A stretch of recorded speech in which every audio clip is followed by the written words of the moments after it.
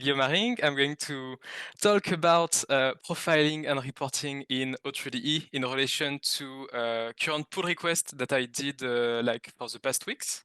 So who I am, oh sorry, I just have to focus. Awesome. So I'm currently a tools programmer at Cloud Imperial Games. It's the game company which is currently working on the Star Citizen MMO. I've been a code reviewer for SIG content for the past 6 months or so, and I had the opportunity to work on several areas of O3DE, script canvas debugging, which is still an ongoing effort to allow to put breakpoint in script canvas. I've started to port the starter game, which was a huge lumberyard project to make it compatible with O3DE so that we have a huge scene to showcase. I've did a little bit of documentation, and of course, I did recently the profiling support for additional tool within O3DE, just because I ended up needing that and I found out that it was missing for now. So I'm going to walk through working with O3DE and Profiler in 3 different steps. So the first one is going to be like a rough overview of what's a profiler, how to use it, how to navigate within a profiler. Then I'm going to give you an overview of the different profilers that I've just integrated inside of the code base, like how to enable them and to launch those tools. And finally, I had the time to make a small testbed project so that you can try out the profilers on. So it's a sample game with different performance optimization that you can switch at runtime. So it's super cool to be able to see like how the thread behaves and so on. So you'll be roughly with me for half an hour as I go through all of those points. So let's start with what's a profiler. The main goal of a profiler is to measure time. There are multiple ways to support that, but I would say like the usual one is like instrumenting profiling. It's when within your code base you add those, so it's AZ profile function with O3DE code base, but it's like you have similar in other game engines, and the idea is that when you create the tag, a timer will start to count like at what time it was spawned, so that when it reaches the out of the scope, you get a start and end period, so you know how long the method call actually lasted. So that's like a profiler 101, but you also have like sampling profilers and tracing profilers, which do not require you to annotate the code. That just like ask the application at regular interval, hey, what are you currently executing? And at the end, you can have the recap of all of those calls. So once that you measured everything, you want to know what's happening and how to actually make performance improvement in your code. So all of those profiling tools, they come with an external application that allow you to navigate through this capture. I will walk you through how to use like the most common ones, but it's quite straightforward in general. I mean, that's the point of those tools, is like to be able to jump in quite easily. And finally, you want to be able to save and share those captures, because that, I think the point that I want to stress out is that you don't have to be a programmer to profile your code. You might be a user and you encounter an issue. So you want to be able to save your capture and send it to a programmer so that he is going to make fixes in the code. And actually, it's perfect because that's the two use case that I see. So you're an editor user, you are working on this huge map, and anytime that you move an entity within a prefab, the editor just freeze for 2 seconds. That's a common use case that you can end up with. So when it happens, basically you start to profile. So I will show you how to profile right after. You save the capture, and then for O3DE, you will open a ticket on GitHub with the capture of the profiler. And then if you are a code contributor, like an engine guy, you might think that when you start to code something that, oh, then it's too slow, or it's supposed to be too slow. So there you have 2 nested for loops, and complexity is n squared. So basically, it will scale super badly as the grid size increases, like as the number of loops increases. So there are ways to reduce that, but the idea is that it might not be worth it to optimize it, because if it's not on the path that is called like every frame or every third of a frame, what's the point of spending 2 days to optimize a code that is run maybe once in a while?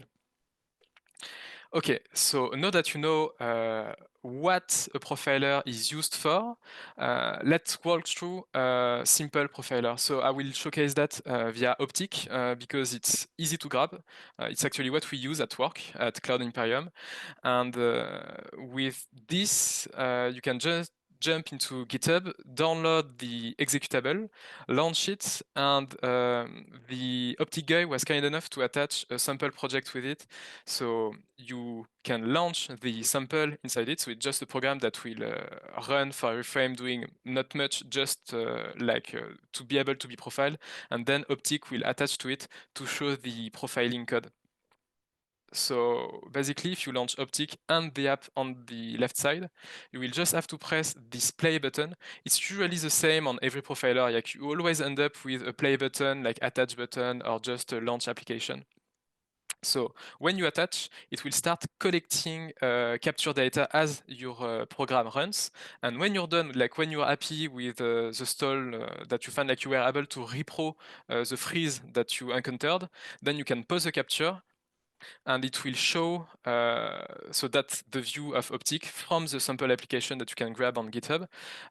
So this view can make people a bit afraid at first, but it's not that complicated because you just have to split it into separate parts. So basically, the idea is that at the top, you have the frame navigator.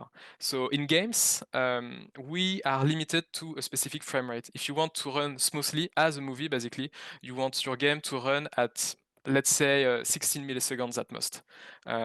So there you can see that every frame is like 20 or 24 milliseconds. So it's easy for you to pick the frame that was like the most expensive one to know what's going on. Then below that, you have like the event timeline, and on top the sampling info. So sampling, it's not available for every profilers. It's what I pushed before. You have to, at least on Windows, you have to launch your application in administration mode, but I will go through that a bit after. But it's like additional information on top of what you can find within the event timeline, which all of those calls are marked within the code. So you can see that you have the tick of the main application, and it's a tag that is done in the C++ code. So you just have to zoom in, walk through it. It's really a way for you to see like the timing and zoom on it or zoom out. And when you pick one of those timing events, you have all of those windows below. I just call them sub windows, but the idea is that you can search through them. You can see like the timing amongst all of the frames. It's really like advanced tool if you need to find something more to what happens within your frame. The idea is that all of the profilers might have slight modification to this workflow, but it's always kind of the same stuff. You have a view of all of your frames, you're able to scroll them through in the timeline, and then you are able to see details on all of them, of them. So now that you've seen how to use like an Optic profiler, I will walk you through all of the other profilers that have been integrated. So there's this presentation to help you see that, but a documentation was also written. It's almost published, and the idea is that you can go back there to have a recap on the documentation website. The documentation is quite thorough. Actually, it's more thorough than this presentation. So if you need to go really deeper, it's where I would advise you to check. Let's start with the built-in profiler. So it's something that already existed before my changes. This profiler is using the ImGui window. So it's quite straightforward to use. You just have to open the project manager, you search for the profiler, and then you enable it. It might need to be rebuilt like for your project, but maybe not if you're using like the O3DE installed. From there, you have to press home on your keyboard or just set this CVAR to 1. There is like a window to set CVAR values, and then you will have the profiler window that will pop up. So it's a bit of a rough tool, but it has some advantages. First one being that it's easy to enable and it's available everywhere. So if you are working like on something and you just want to quickly know what's going on, if it's is your game slow because of the engine code or because of your gameplay code, that will be like the 101 to see what's going on. And it's also able like to export JSON file and so on. So if you need to open a ticket fast, that will be the way to go. Then you have all of the other profilers that were added into Odd Extra. So basically, the Odd Extra is an external repository where we put all of the stuff that we don't want to build alongside the main engine. So you have tons of robotics code in there, but obviously it's also where I've put my external profiler code. So you just get it on GitHub, you download the zip from the main download button, you register the gem. Like the project manager is able to add gems from there. You could also do that from the command line interface, but it's just easier with a good UI. And then, as it was for the IMGUI profiler, you look for it in your project settings, you enable the gem, and then you have to rebuild your project because all of those gems are done in C++, so you have to rebuild them. Then, so that's the example for Tracy. So Tracy is now enabled for your O3DE project. You are able to launch it, but you need the client application. You need to be able to visualize your capture data. So for that, on Windows, it's super straightforward because as for Optic, you have an executable that is already there. But if you're on Linux, you will have like to download the repository, like clone it at least. Then that's where it's where it gets tricky. Is that if you are using X11 display, like it's shown in the documentation, but basically you will have like a different dependencies and build to install because X11 is considered as a legacy for Tracy, so it's just a flag to set, and then you build and you launch it with the editor. So we will be greeted with this window on Tracy, which is going to list like all of the available application that it can profile. So the editor spawns like asset builder processes to process assets, but you will only want in general to profile the editor. So when you click on that, it will start to profile data in real time. So that's the actual strong point of Tracy is that as your application is running, you can see the results on the UI, which is not available on Optic, for example. And then Tracy, it's a good tool because it's like bloated with features. Like it really has tons of very small cornered case that you can look at. But to be honest, I have a small issue with Tracy is that I find it a bit confusing to use. Like all of those windows that are there by default, they are like floating. So when you pick like this region of the timeline, it will show a window. If you want to look for an event, like by default, the search will be like case sensitive. So you have like to remove a setting to make it non-case sensitive. So it's a cool tool if you are already aware of how Profiler works, but I will not advise like someone at least on Windows to use that because Tracy also have like an advantage over Optic is that it's as fully free, but it's also multi-platform. On Linux, you might need to build the UI application, but at least it's available. So that's for Tracy, and then we enter the realm of commercial application. So at least only for Superluminal, else it's going to be a never-ending presentation. So Superluminal, it's a paid-for tool. It's not that expensive if you're a solo developer. It's like 50 bucks or so, and you have a trial period. But as it's paid for, I know it can be a blocker for some people. But it has strong advantages over the other tool that I presented because Optic and Tracy are primarily instrumenting profiler. It means that they will listen to the markup that you've added in code, and on top of that, they are able to sample your code. But it's really a side of the tool, whereas Superluminal is mainly a profiling tool that is measuring your application with sampling data. It means that you don't have to annotate the code. You don't even have to enable the gem to use Superluminal with O3DE. So if you really want to know what's going on in your code with Superluminal, it's really like, it just works. So it's in charge of launching your application, because in order to record this sampling data, it will have to launch the application as administrator, but it's just that you put the link to your editor or game application, the command line argument. So if you're using the editor, that will be like the game project. And then you enable those if you want to enable the instrumenting parts that are provided by the gem. And then you end up with this. As you can see, it's quite similar to what was shown in Optic and Tracy. You have a timeline, you have a frame, like a frame navigator, and you have advanced windows in the bottom.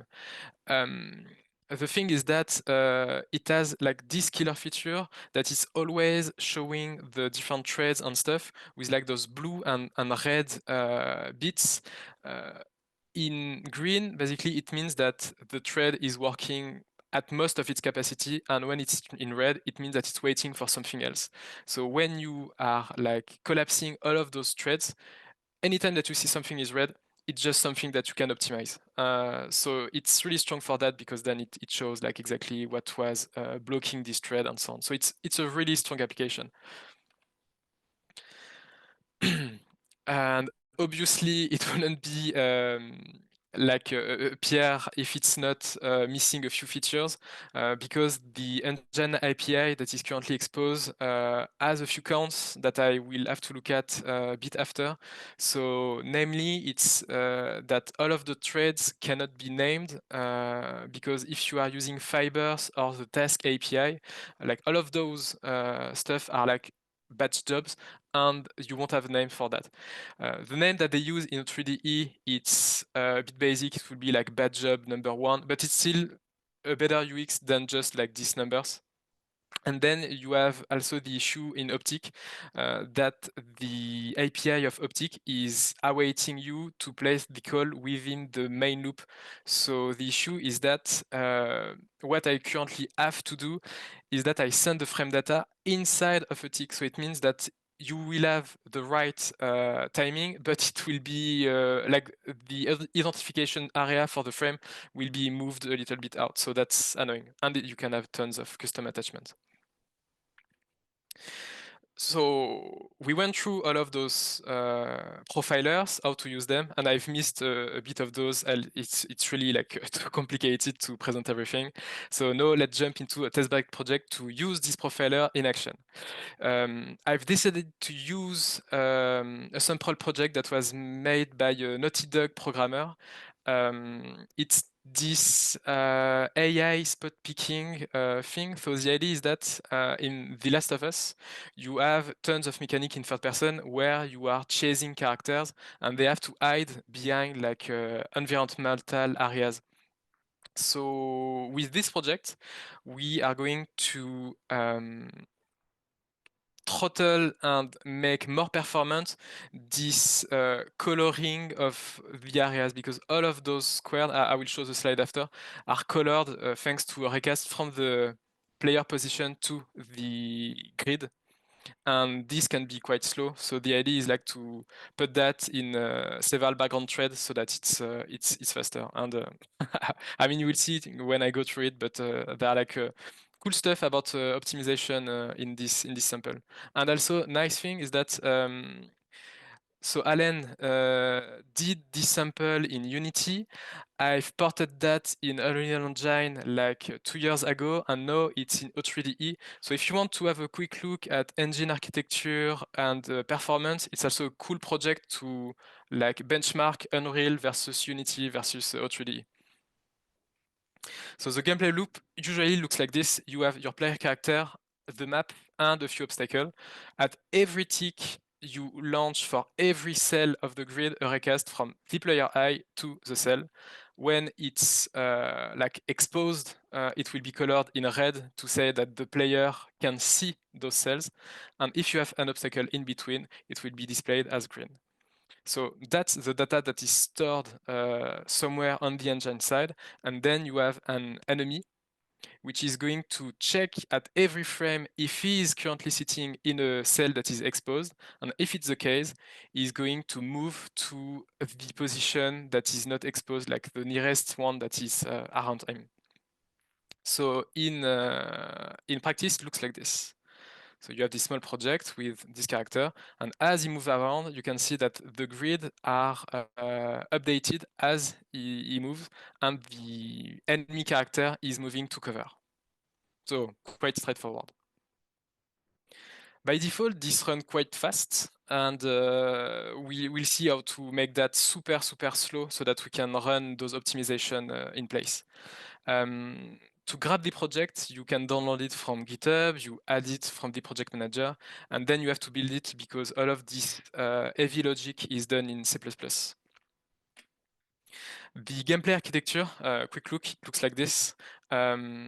All of this map logic is done on what we call a system component. It's a class that is spawned as the engine boots, and it's alive as the engine, as long as the engine is alive. So you can query it from anywhere. It's basically a singleton. And yeah, when you are running the game, for every game tick, it will perform recast from the player to every cell. So this is what we will profile and make slow and faster and blah, blah, blah. Then you have C++ component for the enemy, which for every game tick, as I explained, is going like to check if the exposure, like if he's exposed or not. And if it's the case, he runs a nav mesh query to get a path from his current position to the next target, and he moves through it for several frames. You have a camera script that I've stolen from the newspaper sample project. It's a very cool camera because it's similar than the one that you have by default in Unreal, is that it has a spring arm. So it means that if there is like an environmental like a block in between the camera and the player, the camera is going like to move to be closer to the player. It's a basic camera. And you have the player control script. I've tried to make it a bit cleaner so that I can reuse the animation logic with the enemy. So basically, the idea is that if the character is moving, you will update the anim graph thanks to the velocity and so on to say that if the character is jumping, okay, I play the jump animation, and so that it's completely unrelated from actually putting space on the keyboard. By default, all of this is single-threaded. It means that it runs only on the main thread, and it will scale badly because you will have in your tick logic like all of the components that will tick, and your singleton component that will run recast on all cells. Then the logic to hide like for the enemy component to check the cells and then go and hide to his position. So it means that it's okay as long as all of those recasts are fast. But if you start to have this blue area going bigger, wider, bigger, and you move past this target frame rate, then your frame will start to be slower, basically, until it's unplayable, as you will see in the next slide. So the first optimization that you will do when you learn like programming on multiple thread, it's to move this work across all of the jobs. So when you enter the logic, you spawn all of your recast jobs. You have, let's say, like 4 CPU cores, and you move like your 400 cells grid, like 100 on this job, 100 on this job, and so on. When you have those lines in there, it's to say that the job can be preempted. It means that the like another job was higher priority, so this one was paused and it has to resume at some point, because once that the job has been sent, you can't control really how it's done. It might be done way after if you have other jobs that are higher priority. So yeah, it's a big performance improvement, but the issue is that you still have to wait right after sending the job for all of them to be done, and then you can perform the logic. Then you can gather the results for the next frame. So there you were waiting, and now you're not waiting anymore for anything. You are only ever waiting if when you start the new frame, like all of those raycast jobs are not done anymore. So it means that you introduce a very small latency in your system because you are using the results from the previous frame. But it's also super nice because it means that all of the jobs can take longer than your frame. You don't really care because as long as they are not as long as your frame plus another frame, you're not waiting for anything. So it's a really, really handy way to do multi-threading. And finally, that's what we call time slicing. It's a tad more complicated, but it's basically just an higher version of this gather next frame. Is that instead of just gathering the results from the previous frame, you are always checking data that is out of date. Because the idea is that as you run all of your frames, you only launch a small portion of all of your work.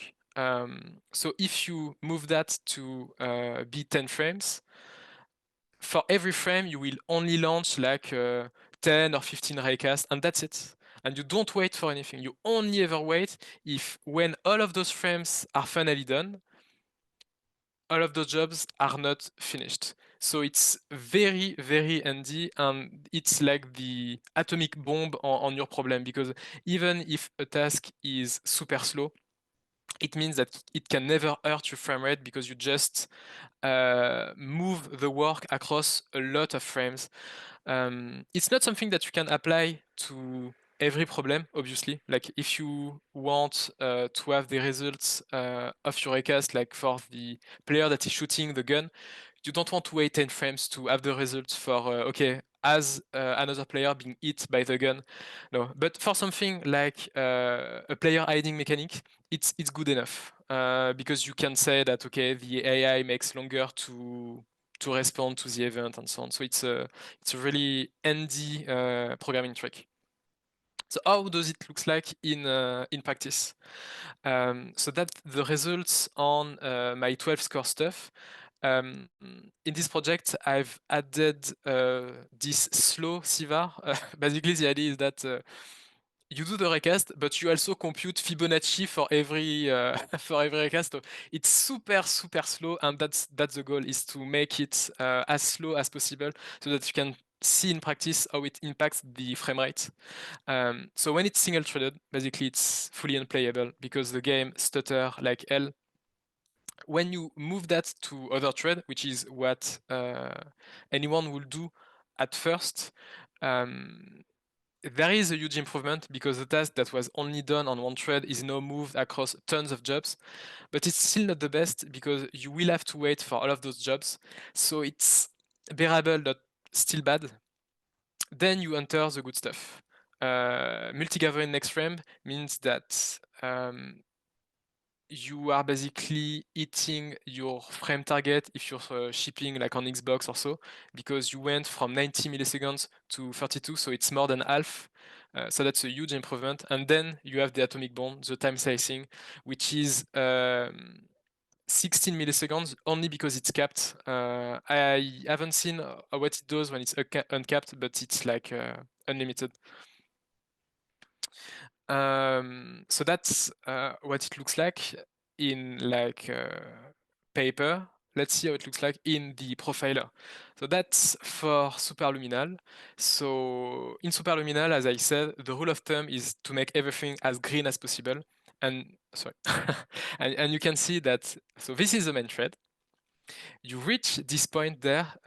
Spoiler, it's when we enter the tick of this exposure map component, and then it's waiting. And it's waiting for what? When you click on it, like Superminal will show a window to say that the thread is currently waiting for, like it's blocked on this, and then below it shows what it's waiting for, and you can see all of those job threads because they're still doing what, like this recasting tasks are split in between those three CPU cores basically. So you can see it's working, and when you reach not this one, but the one in the middle, then it's finally unblocked. So that's for superluminal, and then the same thing in optic. So this application was launched in administration. So you launch optic and then you launch the editor as administrator, so that you gather those sampling events. In optics, it shows like that, like those small diamonds. This red area there, it's how optic shows that the thread is currently waiting. So when you hover the mouse over and click on one of the diamond, it will show that the thread is currently stuck on this same thing, like multithreader gather next frame, and it's waiting for those threads. Sadly, as I don't have like the names for those jobs, you only see like the address of the thread, but it will show job worker 1, job worker 2, and job worker 3 because this job is sent into 3 job workers. So that's how you will debug the application in Optic. So to sum it all up, you see a stall in the editor in O3DE as you do stuff. You take a capture and you find an issue on GitHub right away so that we are aware that there is an issue. As you can see, it can be straightforward to enable the profiler, usually like the built-in one. So it's really how we are going to improve the engine and make it like really competitive. So that's all. Thanks. If you have any question, I'm here basically. So yeah, thanks everyone.